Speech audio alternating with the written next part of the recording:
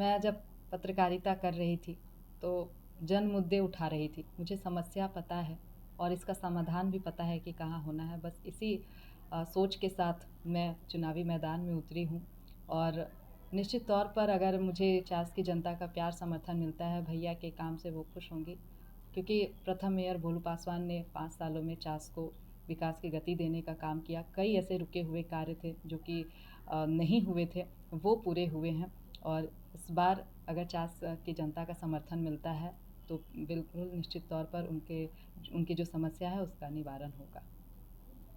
पहला काम कौन सा होगा जो आपके द्वारा होगा, क्योंकि आप मुद्दे भी उठाई हैं। चास नगर निगम का चुनाव मुझे लगता है वो घर का चुनाव है और बेसिक जो नीड्स है, जो घर के लोगों को चाहिए, नल चाहिए, बिजली चाहिए, पानी चाहिए, वो बेसिक नीड्स को पूरा करना है सबसे पहली प्राथमिकता। और इसके साथ ही चास नगर निगम का अपना हॉस्पिटल और स्कूल हो, इस पर मुझे फोकस करना है। जो मैं कमिटमेंट कर रही हूँ कि 5 साल के अंदर ये दोनों बनेंगे, तो ये बिल्कुल निश्चित तौर पर बनेंगे।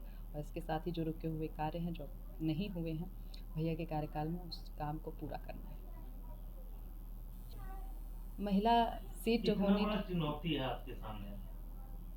मैं इसे चुनौती में, मैंने जीवन में हर चीज़ को चुनौती के ही तौर पर लिया है, क्योंकि मैं जब पत्रकारिता में फील्ड रिपोर्टिंग के लिए आई तो उस वक्त भी मुझे कहा जा रहा था कि तुम स्टूडियो में रहकर एंकरिंग करो, वो ज़्यादा ठीक रहेगा, लोगों के बीच में नहीं रहना है। लेकिन मुझे लोगों के बीच में रहना था।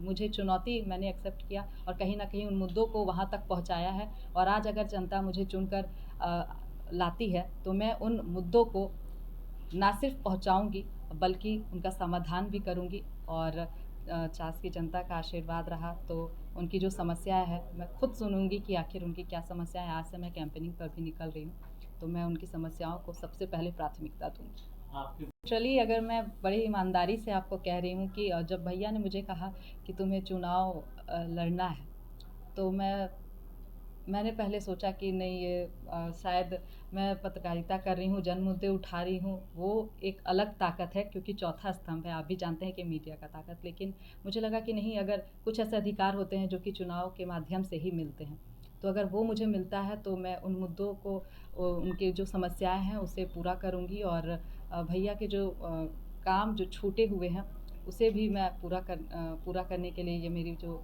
पहली प्राथमिकता में ले रही कौन सा हूँ। काम? ऐसे कार्य हैं जो नहीं हुए हैं, स्कूल्स नहीं बने, हॉस्पिटल्स नहीं बने। आप देखेंगे कि चास जो है वो काफ़ी बड़ा क्षेत्र है, लेकिन उसमें पार्क नहीं थे।